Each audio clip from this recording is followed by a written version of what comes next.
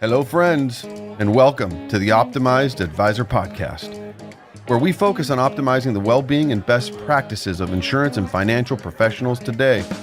On this show, our objective is to help you optimize your life, optimize your profession, and learn from other optimized advisors.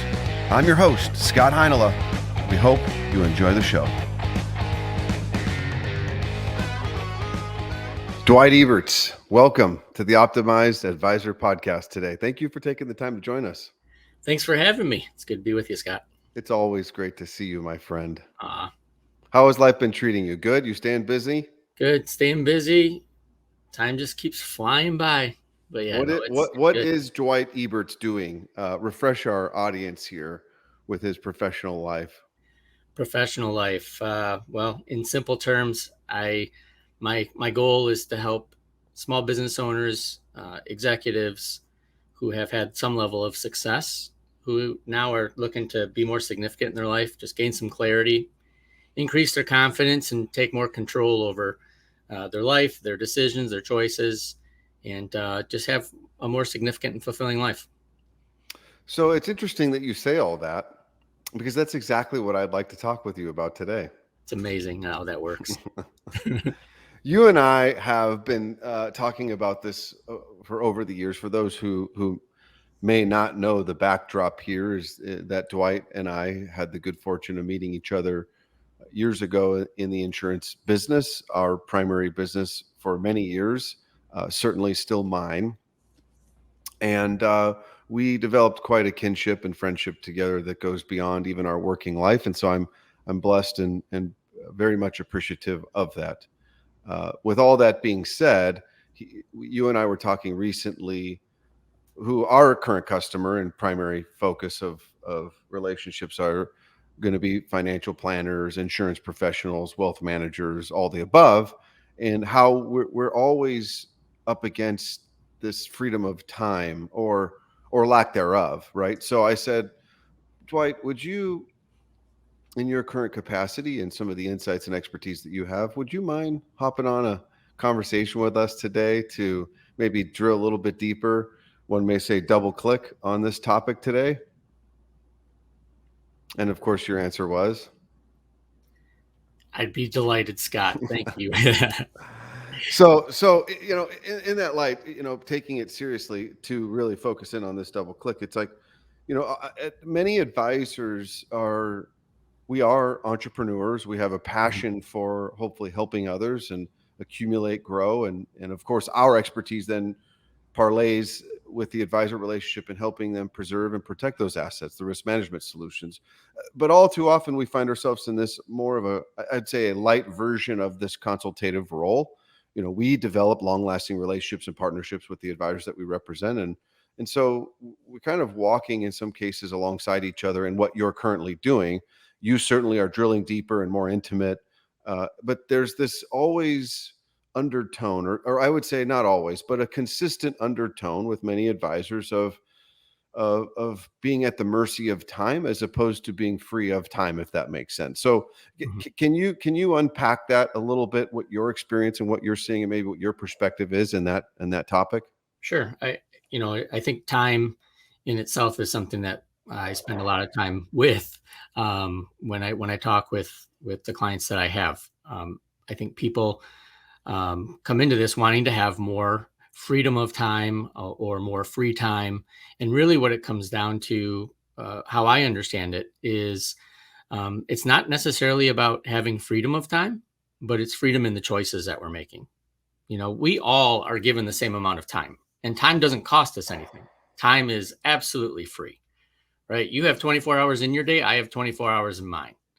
And so, unlike investing, unlike what financial advisors are trying to do is help their clients prepare for future, right? By maybe allocating some assets and deferring some of those assets so it can be used later. We don't have the liberty to do that when it comes to time. When it comes to time, it's like a forced spending, right? And so if you look at time similar to setting up a financial budget, right? You have certain amount of hours that you have in a month.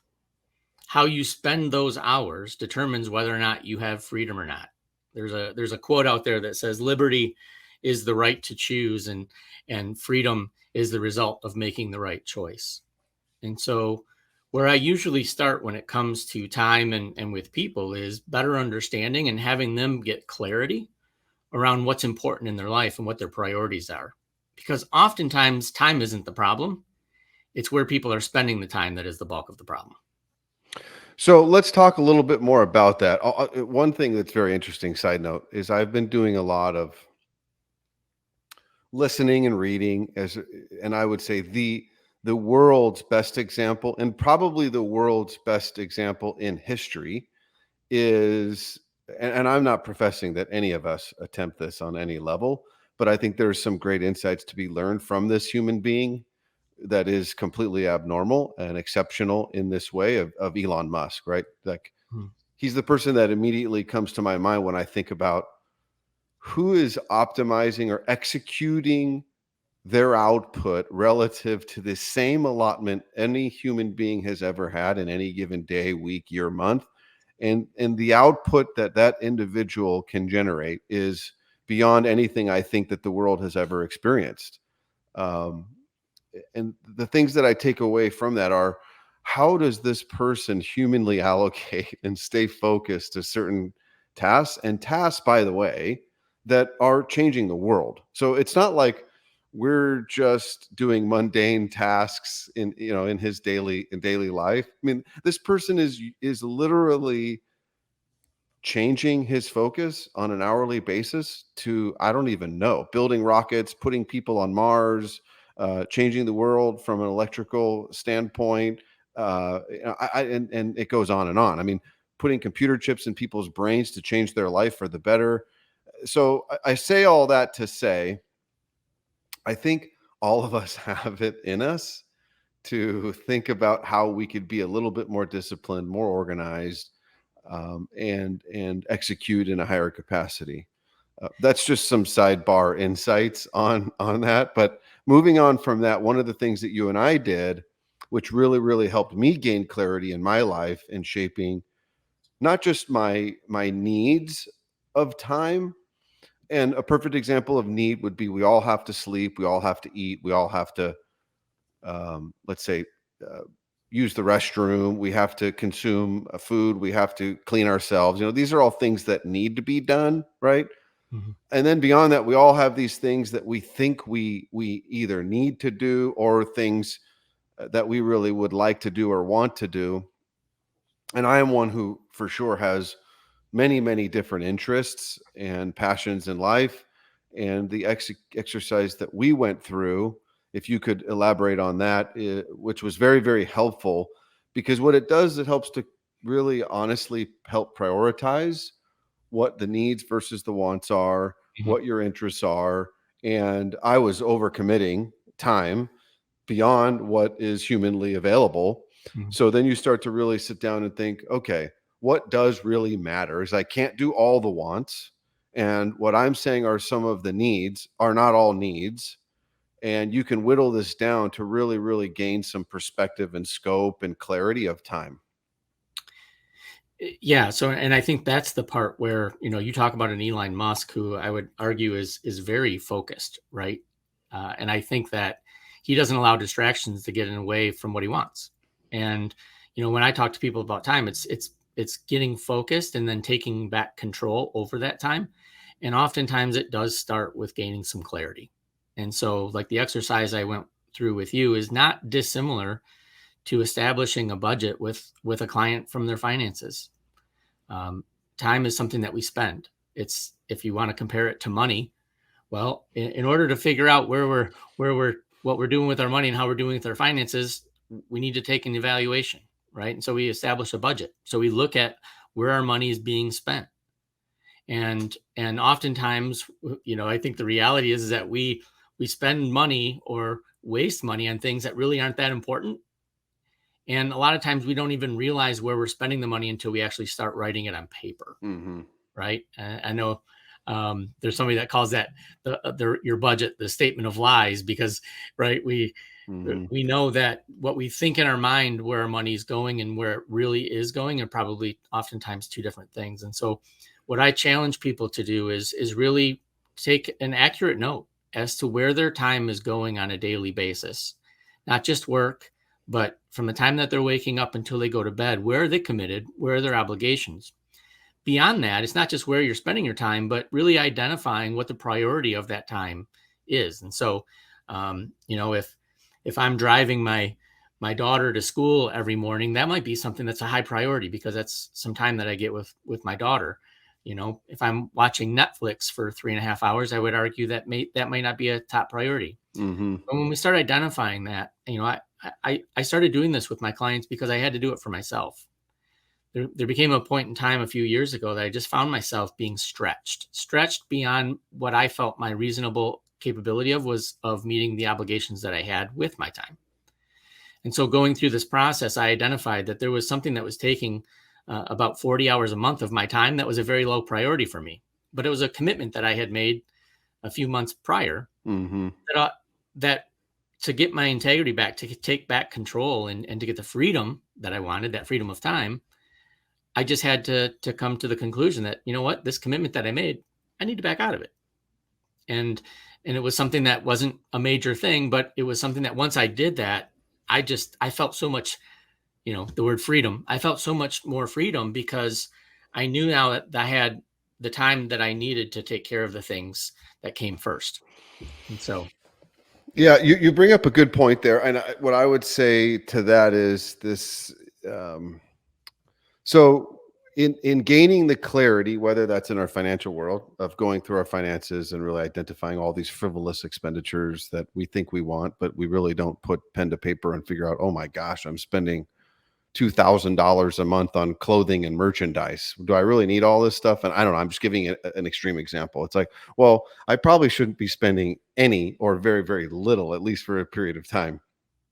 Separately to that, as you know, fitness is near and dear to my heart. It's one of the things that helps me manage stress and just a priority in my life. And one thing I recognized at one point was how much time I was exhausting in just transportation to and from, gearing up to work out and get in the workout. And the workout might have been 40 minutes, but adding on all of the stuff around it might have added another hour and a half.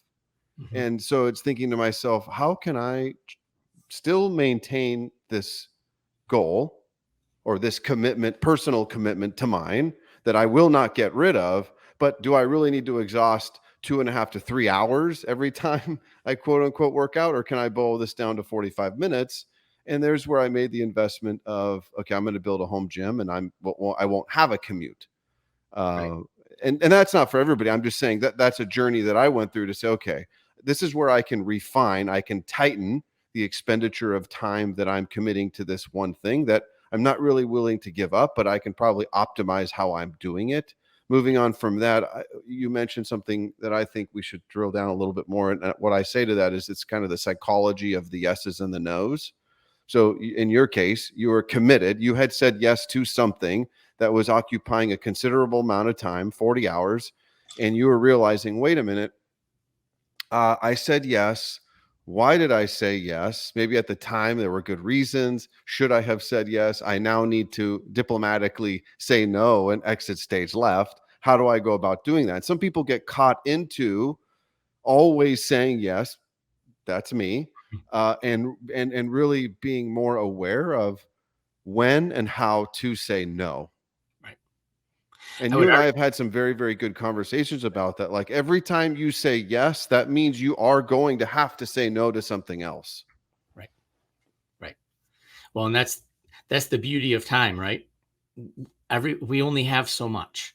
Mm-hmm. And I think that sometimes we think that um, the problem is that we don't have enough time, but I actually question whether or not we have this false belief that we have plenty of it, right? It's almost like we view it as a commodity, like there's just so much we have it in abundance, Mm-hmm. I'll figure it out. I and can I'll do this. figure it out, Yeah. right? You brought up Elon Musk. I don't know him. I probably wish I would know him personally, but I don't. I would argue that he probably gets asked for more time to be spent here and there than I do. And I would also argue he probably says no way more than I do. Right. And that's the thing that coming back to you. I think he understands where his priorities are, where his value system lies, what he's trying to achieve on a daily basis, and he doesn't let anything get in the way of that. Right. And don't get me wrong. I think that we have to have some level of flexibility. If we don't, then we're just going to be miserable people because we're always getting distracted or interrupted. Right. And sometimes those things just happen in our lives. Um, but the better we can plan and be prepared for what it is that we're trying to accomplish and be clear with that, the easier I think it is for us to say no. And until we really recognize where we're spending our time and like you had said, right, going through the exercise of just getting some clarity around where it's going and what's really important. Once those things become clear, I think it does help us make better decisions because ultimately, people think that they have to do things, but we really don't. Mm-hmm. There's consequences to every action that we make. Some of them are good and some of them are bad. But at the end of the day, there's nothing that we really have to do. People think they have to pay their mortgage. They don't. They could decide not to pay their mortgage. Their house might get foreclosed on, but at the end of the day, that's a choice that they're making. Right. So where I think it really comes back to is helping people make better choices. You make better choices with better clarity about what it is that you're trying to achieve. Okay, so let's talk a little bit about that. What are some things that people can do to really, really take an honest look at? Which one we touched on, which Yeah. is this. I'm going to call it a commitment of time exercise, where you honestly go through. So let's just quickly talk about the steps to do that. Number one, it's a brain dump of everything that you do with your time, as small or as large as it is. Correct? Right. Step one. Step Yep. two, allocate the amount of time that you invest in that exercise, that activity. Mm-hmm. From there, what is it that you do? You then you categorize. Right. So just a priority system, like one being, as an example, top Eating, priority. What's that? sleeping. Eating, sleeping. Yes. It can be relationship driven, right? So if there's certain things that I do with my kids or with family members or with friends that are just crucial for me, I might put them as a top priority. Work, right? Career. Well, that can be a top priority. Mm-hmm. The question that comes in with that then is Four would be an example of four would be scrolling on Instagram. right. Okay. Yeah. Right. Yeah. Something So, maybe I enjoy doing, yep. but my life will not be impacted one way or another. Matter of fact, I'd probably say positively if you just get rid of it altogether. But anyways, if you enjoy it, then Yep. fine, so be it. So one top priority, all the way down to a 3 or a 4, which are pretty much, what, if I never did this, it wouldn't change my life. It probably Mm-hmm. would help my life if I got rid of it. Right. Mm-hmm. Um, the goal isn't though just for everything to be a 1. But I would argue that the more time that you can spend in those top priorities, the better your life's going to be, and the more freedom you experience of your time. Because at the end of the day, I had a client not too long ago that didn't want to work so much, and he wanted to have more freedom of time. He wanted to have more free time, and we worked together, and goal accomplished. And he came back and said, "I want to go back to work." He realized that that what he actually just wanted to do was have the freedom to not feel so burdened. And really what it came down to was, I think it was reprioritizing what he was doing with his time when he was at work. Yeah. There were just things that he was doing that to him wasn't a big priority, but he just was going through the motions and doing it just because he almost felt like he had to. Yeah. And I so think what for most human being that's a hell of an example. And I'm not well, I am going to go back to Elon. You think about that him as a human being, like his existence, the only way he gets fulfilled, again, I don't know him either, but it seems as though like this commitment to changing the world in different facets. And if I am not investing my time, effort, and energy on this earth, intensely solving those issues, those matters, then he'll be a completely empty soul. And that I'm not saying that's how anyone should else, if anyone else should be that way. Conversely, he probably doesn't invest a lot of time with just personal social welfare. I don't even know if that's the exact way to put it, but those things don't move the needle for him. And in this rep, it's like, well, I just want to be free of time. I don't want to be working as much. Okay, now I'm finding myself watching Gilligan's Island reruns at home, and this is not going to work. I need to be at work. I want to be making a difference and applying myself in this capacity. And what a great journey for him to go through to have that discovery. Yeah. Well, and part of that too, I think it shows the significance of having, um, and I know this is an overused word a lot of times, but having purpose in our lives, Mm-hmm. right? And so, I think through that, when we can have more clarity on what priorities are, what's important in our lives, what our value systems are, and when we can align our time with those things, it, we just sleep better at night, Mm-hmm. Yeah, right? absolutely. There's not too many people that I know that just scroll on their phone 8 hours, and after that, they just feel completely recharged and refreshed, and they're ready to conquer the world, right? And so, that I encourage people to really pay attention to that. Getting back though, you had mentioned like kind of what's the goal here, and Mm-hmm. you're talking about the process of going through and evaluating your time. I think the one big thing that I encourage people is to evaluate whether or not they really want to change, because I think that we've almost been taught sometimes, whether it's a culture thing, a society thing, Western world, I don't know, that we're victims to time. It's almost like we're powerless. Like this time just goes flying by, and we don't have any control over these things. And at the end of the day, every single person has the ability to take control over their time. Everyone. Sometimes though, I think people view it of like, well, I don't want to go to work, and so I wish I had the freedom of time so I didn't have to go to work. But the reality is that we can look at it as a have to. I have to go to work, or we can look at it as a get to. Right? Correct. People have heard this all the time. It's the have to or the get to, and that's just a mindset. Right. You know, Having the ability to work. Maybe you don't like your job. That happens. There's a lot of people that say that they don't like their job, but at the end of the day, what's the benefit of having a job? Right? You get to pay your bills. You get Right. to take care and provide for your family. You get to do something productive. And at the end of the day, we all have a power to make positive influences and impact on those around us, regardless if it's your favorite thing to do in the world. Almost every job I know has something to do with another person. Yeah. And we have the ability to have a positive influence on the other people that we're around. That's a great point. It's like if all you did was it's little things, it's mindset, right? Is Yeah. extremely powerful. And I don't like my job yet or currently. And to your point, it's like, okay, maybe you don't like your current position. Is there something you could do within your current company and change positions, and or is it something simply as changing your mindset? Instead of I have to, I get to, I have the opportunity to, and that will make a huge difference in your life. Yeah. Okay, so from there, what are things that you can do or have done with some advisors, maybe an example, where I've gone through this exercise, I've categorized the time, I'm burning, or I'm saying I should have 30 to 60 hours more in a month. So we've got some work to do.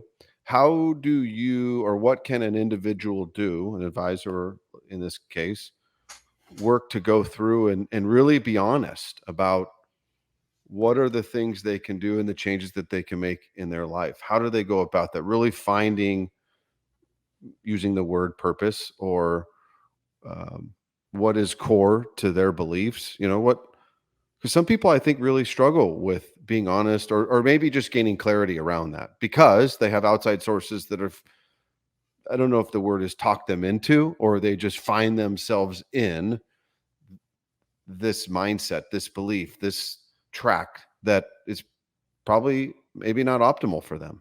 Mhm. Yeah. So I think number one, what I recommend that people do is, okay, so now you have all this data, you have all this information. What are we going to do with it? Well, I think Hmm. number one, I think gaining clarity around what is important in your life. I have people just look at, okay, it's not hard for us to list the most important things in our life, right? Whether it's family, your faith, whether it's business, the things that we have. As long as we're being honest in those things, then when people feel frustrated or they feel anxious about time, it's often it's because they're not putting time in their priorities, and they're spending time in doing something that either causes them frustration or little benefit. Right. And so the first thing that I walk people through is, well, what priorities are not getting addressed or getting enough attention, right, by you, that you wish you had the opportunity to spend more time in. Right. And so it's really getting clarity around, okay, so if I did have more time, where would I spend it? Where do I want to spend more of my time based upon what's most important in my life? And then the next step is, once you've identified that, it's pretty easy to identify one, two, three things that you're doing that just don't pass the test, right? So, like on the other end of the spectrum, it's also easy to identify the things that you're doing with your time that are the least important, that Right, easily can get discarded. right. So And then you're left with what's left in the middle. and truly, I think people are surprised when they actually go through that process to see how much time that, I wouldn't say that they're intentionally wasting, but how much time we just waste. Hmm. Right? How often, and this comes back to, the more you can put on a piece of paper, I think the better people are. When people are more purposeful throughout getting their tasks on paper for their day, prioritizing what's most important for them to do, having a clear calendar, right, with stated things that need to get done, people just naturally do more when things are clear for them. And so that comes back to just little things with time. I have found myself, I'm going to check my email for one specific thing, and 20 minutes later I'm scrolling through all the emails that I've got, and I wasn't intending to spend my time there. Right. And so it's just continually trying to stay on task and not be a prisoner, but be, forgive my term here, but a promise keeper. I'm making promises to myself about what I'm going to do throughout the day. Right.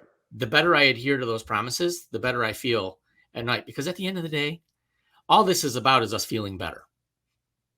Freedom of time is about feeling better, right? Feeling good about how you Yes, allocate your time and right. your life. And Yep. yeah, And 100%. so to me, I think it starts with thinking better. It's getting clarity around that. Then you be better, then you do better, then you feel better. We want to reverse it. We want to feel better so that we we do better and we think better. Hmm. But I think we just can take some simple steps to just kind of reorganize ourselves. One of the things that one of the advisor relationships we do have, who's a near and dear friend of mine, has been for a number of years, and I would say he's probably the most disciplined that I know. I would, in fairness, say there are some rigidities around his life that don't necessarily cater to mine, and that's fine. However, with that said, the discipline and the commitment to how he is allocating and investing his time, I do respect and admire greatly. And one of the things that he does without fail on the daily is five most. And what that is what are the five most important things that are on my agenda, my objective list today? And he sets to accomplish those every day. Uh, I would say maybe, not that somebody has to do that every day, but maybe they do it every Monday and they say, what are the five most important things that I want to accomplish this week? And they don't have to all be work oriented. I think I would argue they should probably also layer in or have a balance between personal objectives as well as professional objectives. Yeah, I think that's great. I think that, if you look through, like the Franklin Covey and all these planners that are out there, right, that are meant to help people with what we're talking about, right, prioritize and optimize their time, they all include some form of prioritization of daily activities that you're putting first and foremost, whether it's the five most, right. There's a book called Eat That Frog, which argues that you should do the most difficult thing that you have on your to-do list first, because you'll get more done and better accomplished each day. It helps you prioritize your time. One of the things that I walk with clients through is helping them kind of look at their life holistically, if you will, is looking at their life as buckets, right? Their family time, their friend time, their financial time, or their career path, right? Their fitness time or their self-care. And we spread these things out, like their faith, and when people start talking about their buckets being a little bit low, it provides them the ability to then say, okay, well, how do I start allocating more intentional time into these areas that can help me be more fulfilled and be a better me? I wonder, there was a question I wonder, like, what's the value? What is the market value of content, coaching, systems, books, calendars related to helping people optimize and execute their time? I mean, you could run through the list of how many books and coaches and calendars and support. It's got to be an incredible business. Oh, it's huge. The You know, global personal development market size was estimated at $44 billion in 2022. yeah, I'm just reading that. I looked that up and yeah. um, So it's interesting because I'm not opposed to books or anything, but you're into fitness, right? Um, how big is the fitness industry? I well, mean, you've got the do-it-yourselfers all the way to one-on-one personal training, and how valuable is it? Well, the value is in the person that's paying for it, right? But the value of it is only the investment that the person that's paying for it is willing to make. And I'm correct. not talking about financial. I think that sometimes we hire, like, if in fitness, I'm going to hire a personal trainer so I can get in shape, but we're not really ready to make the commitment to actually make the changes, Exactly. right? The personal trainer can't change you. Nope. So I think sometimes we'll read a book about something personal development or how to optimize my time. And we just think this book is going to change my life, but then we don't do anything with it. Correct. So, it's um, there's a quote that says inspiration without action is merely entertainment, something like that. And I think sometimes we read books or we'll pay into something for inspiration so that I'll act, but then I just don't take action, right? And You had a really good post on that a while back about all these books people read or you've read, and yeah, it's a great book. You put it down, and then what? You pick up the next great world-solving book for me, and I read it, and it's a great book. And what do you do with it? Nothing. And then you go on the next one. It's like I've read exactly. this whole stack of incredible books about how I could be the greatest human being on planet Earth, but unless you actually do something with it, Yep. it's just a tool. It's just a Right. tool that sits there unless you actually build something with it. And what are you building? You're Right. building yourself, right? Right. And that's, for me, in the coaching side of things, I feel that my job is to bring some of these books to life, right? It's to not let a new book, a new book, a new book, but no, let's stay rooted in this one book and let's just stay here and get a little bit deeper. And that's not easy. It's so much easier just to read another book, right? The application process is the hard part. The hard part, 100%. It's to tie back to the fitness world. A lot of people get so caught up into the fact that they need the $100,000 gym equipment Hmm. to change their life and become this definition of physical success, where you don't need a piece of equipment. Right. I mean, you just need you need your will, dedication, consistency and persistency is what it takes. And your body is enough weight to get anybody into the most excellent shape that they could probably ever imagine by Right. push-ups, sit-ups, running, squats, right? Like, and to your point, you don't need all these books. You don't need all this expensive stuff. Some people need a coach and help, but it begins with you. There's nothing wrong with all of that content, but it does begin with you committing to make the difference and putting in the work. Yep.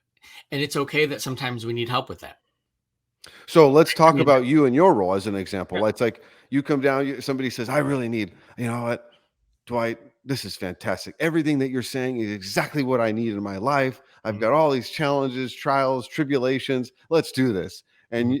And your response might be, well, hold on. I'd love to be that, and I can help you. And I don't mean to put words in your mouth, but and then you fill in the blank. Change is up to you. It, you can have the best coach in the world that's giving you the best advice ever, asking the crucial questions, but ultimately, this is the part, right? Like, I like control. I like to control outcomes. Coaching for me, I can't control that outcome. Mm-hmm. My goal and objective is to provide people the space and the opportunity for them to be able to grow, develop, become more self-aware, and be able to apply some of the resources that we're utilizing so that they can just be better. They can think clearly. They can become better, and they can make some different decisions. And a lot of this is behavior related, right? And so the only way we can change behavior is to actually try something new or different. And so the thing I love about coaching is that almost every single person that's come to me for coaching that has followed through with that process, they're already at that point. There's either a pain point, or they're at a point in their life where they're saying, you know what, I tried this on my own, and I can't take care of it, but I want to. Even for me, I'm not as self-accountable as you are probably on the physical fitness side, but I love going to group classes, right? I love having an accountability partner and somebody telling me what to do. And sometimes I'll be like, it's so funny. Like, I could do all these exercises at home by myself, but there's just something for me that I receive from a benefit perspective of having that additional accountability and having somebody push me further than I would just go by myself. Right. Right. I think I work out hard by myself, and then I'll go to like a class and I'll be like, oh, I would have stopped like 20 minutes ago. Well, that's very true. Yes, that's 100% true. Camaraderie is a very, very real thing. I mean, it's also another conversation for the day about just human and social interaction. It's an emotional requirement for every human being. Like, and that's evident right there, right? It for sure is the case. And I would say, in our relationship and capacity in the current context, it was like, Dwight, I've put in a lot of work and effort and energy into where I am now, but sometimes I just need a like-minded, credible source, a sounding board of knowledge that's also willing to push back and be honest as well, instead of just living in a vacuum, right? Right. And that is a role without question that you provide. And it was very, very helpful and supportive. So anyways, thank you for that. But my point is, committed to it, doing the work, right. But sometimes you can't get across the finish line. It's like, I just need that little bit of extra, whatever that is. Right. Yeah. And, you're an entrepreneur, and, I think most entrepreneurs and business owners understand, we talk about this all the time, how important and critical it is for us to work on our business, not just in our business. But I think we fall into that pattern in life where we just work in our life and not on it. Mm-hmm. And so I think, just taking a little bit of time to gain some of that perspective, to step outside just for a minute of the trees so that we can see the forest. Just, oh, okay, I see where I'm at. And sometimes we just need help on that journey. So yeah, it's good. Well, thank you very, very much for your time. I think we've had some good conversation. Yeah. I look forward to when we can get together again, maybe even in person, which would be the best. That'd be fantastic. It really would. All right. Well, Dwight, you are as handsome as ever and an incredible resource of knowledge. I really appreciate you hopping on today and having a conversation about being free and gaining the freedom of time, as opposed to feeling like I'm drowning in it. Yeah. Nobody should be there. Well, thank you. I want to thank you for the amount of time that you invest in trying to provide quality content for the listening audience that you do. So thank you for everything that you're doing. We make an effort. Yes. Till next time. All right, man. Cheers. Cheers. Thank you for tuning in to today's episode. Please subscribe, like, share, leave a comment or review. Be sure to check us out on social media at Optimized Advisor Podcast. Till next time.